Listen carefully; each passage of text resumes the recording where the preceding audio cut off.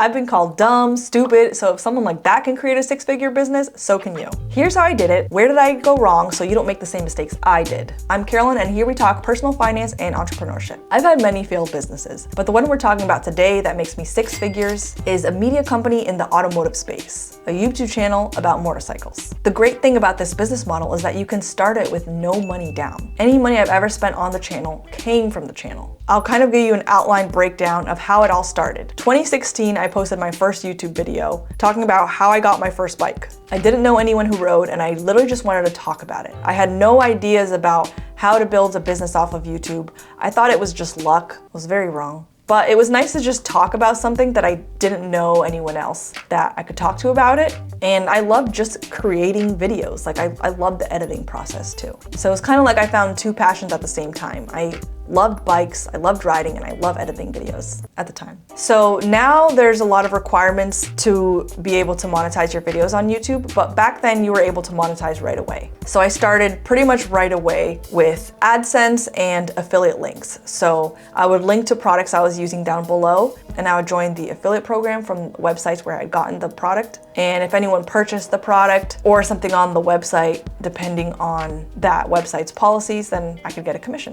But I did notice something several years later. Just having these links in my videos, I mean, it was almost insignificant. It was like tens of dollars per year for several years until I started actually calling out the thing linked in the video. This is my film crew. 360 camera on a selfie stick. This was pretty easy to do because it was all stuff that I was using in the videos. So, well, not only the calling out, it was also the dollar amount of the product and how interested people may have been in the product. I don't really attest it to my sales skills because sales skills is not something that I think is very strong for me at all. It's not something I've studied. It's just something whenever I really care about something or think it's important, then that's when I notice that it usually sells well. The first time I actually called out a product, it was maybe about a $200 product, and it was a GPS that you can put inside of your bike so that if it gets stolen, you can track it down. And I had a story about this. When I had gone to my shop guy told me how a bike right outside of the shop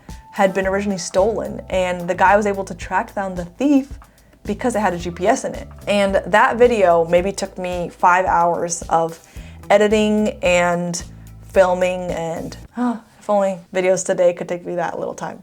And those 5 hours made me the equivalent of what I made at my office job in 2 weeks. And that was when I first noticed the power of affiliate marketing. Just having it in links wasn't enough. And probably my biggest regret when I was starting the channel, although looking back now, it probably worked out the way it needed to, because I don't know how I would have done this differently.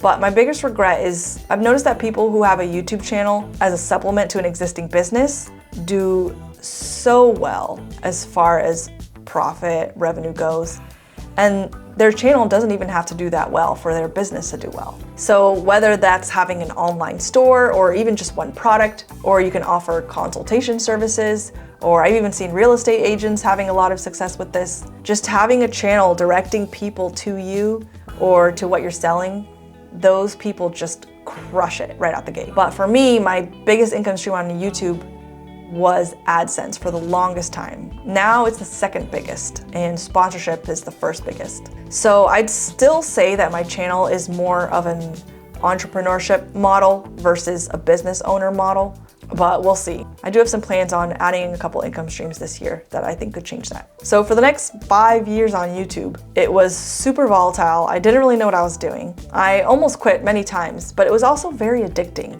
So I would take breaks and I'd go back. And then every time I'd want to quit, something super encouraging would happen. Like, for instance, the manufacturer of my bike that I owned reached out to me and asked me to fly out to Arizona and test ride their new bikes.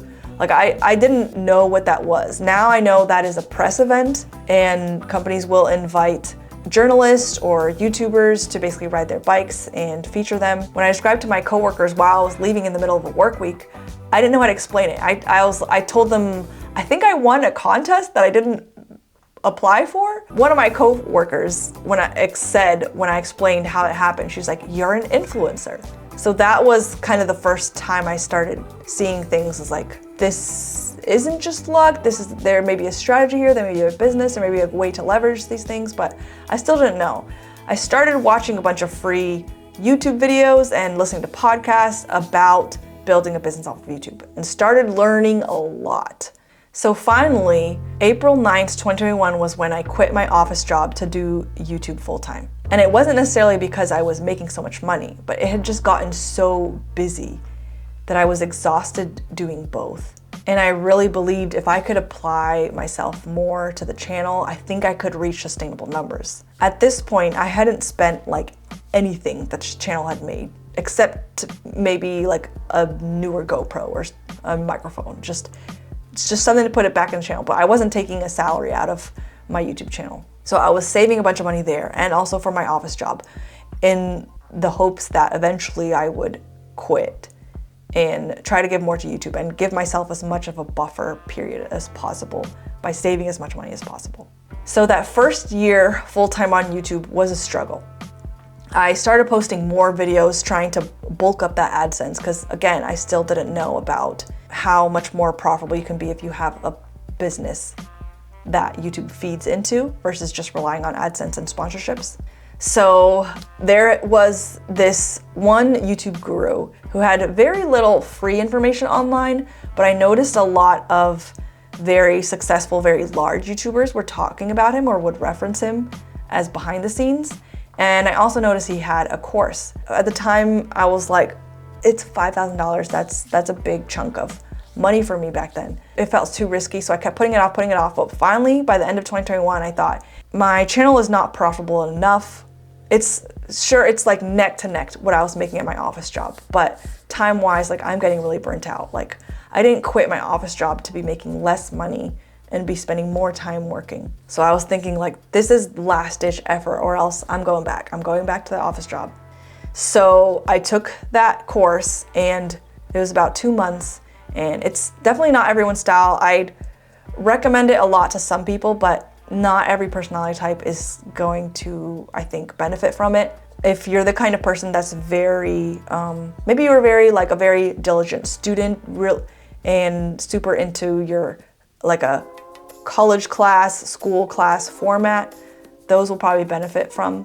But yeah, I've definitely seen some people have a lot of success from it, and those are the people who just do the work exactly as they're told.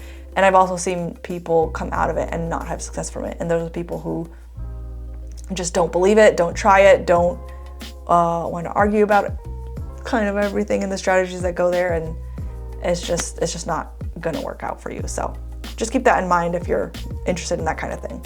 After I took that course, immediately, the strategy I learned from it about how to research videos, topics, and structure and things to just make them perform better, immediately my videos started getting 4 times the views than they were getting before. So I was able to scale back videos. Instead of doing twice a week, I was able to scale back to once a week videos.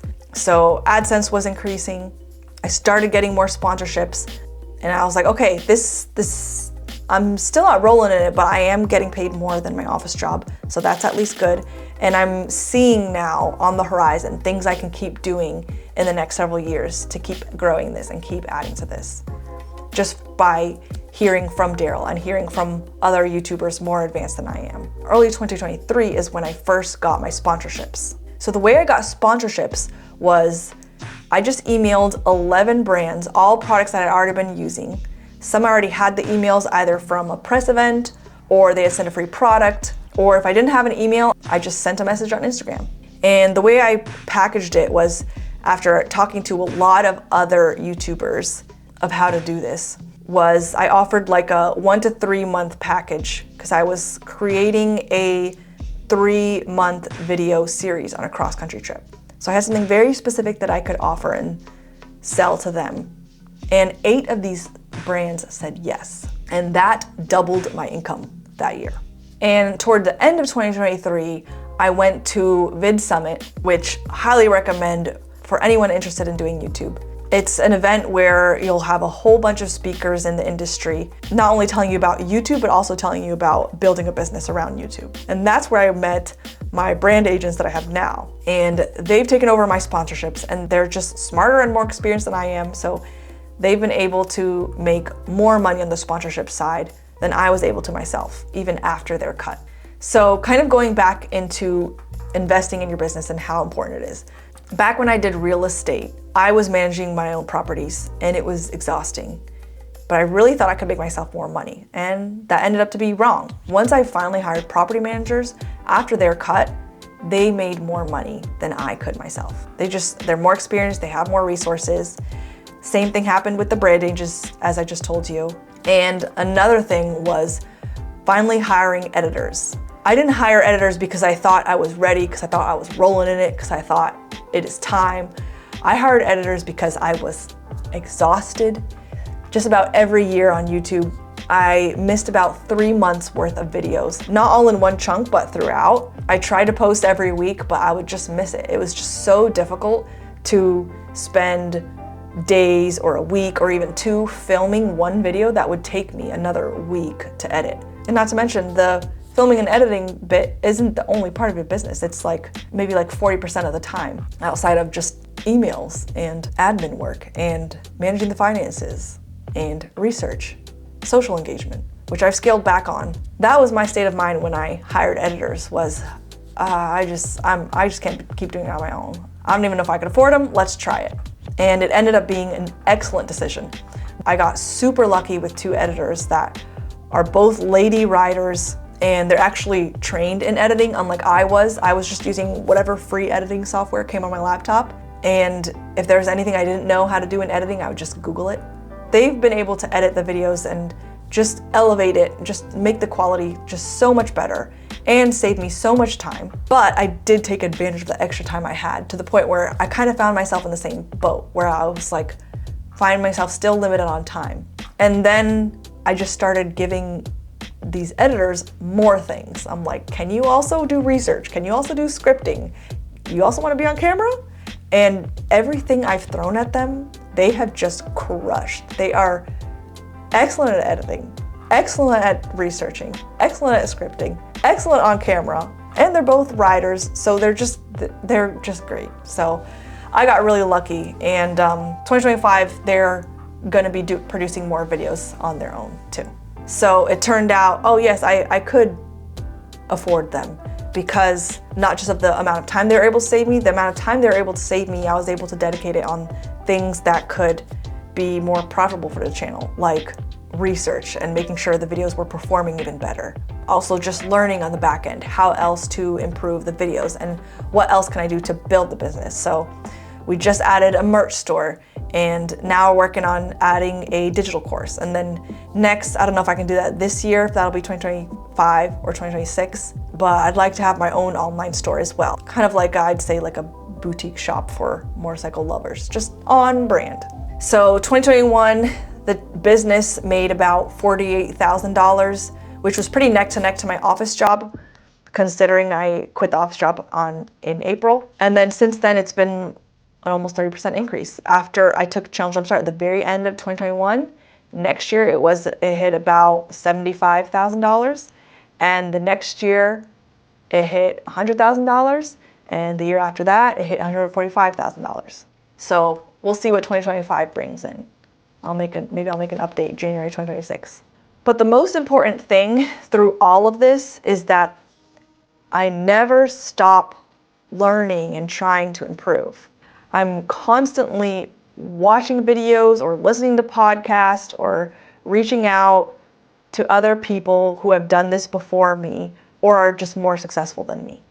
Like the sponsorships that doubled my income stream, I learned about that and how to do that from other YouTubers. Before I talked to other YouTubers or learned from other YouTubers about it, I was just waiting for sponsors to come to me, making maybe $4,000 a year with that. And that course from Daryl that I took, 4 years later, I'm still active in the Discord, still watching live streams that he has featuring other YouTubers, still learning from others. So for instance, just in the Discord from there, that's where I learned that there is a channel who has a very similar size, but even less views than I get. And they made 100,000 the first launch of their digital course. So I thought, got it, goal for 2025, add a digital course. And then another YouTuber in my niche talked about how his online store generated $250,000 a month. So I took that note too and put it on my to-do list. And another YouTuber I know sells one item that he uses in every single video. It's like $200 or $300. That is important. And that one item generates more in sales than his channel makes in AdSense. Still got a lot to work on, still got a lot to add on. So maybe in a year I'll make an update video to this, talking about some of the other income streams I've added and how that's working out. So if you want to build more income streams for yourself, or you just want to learn more about that, you can click this video next.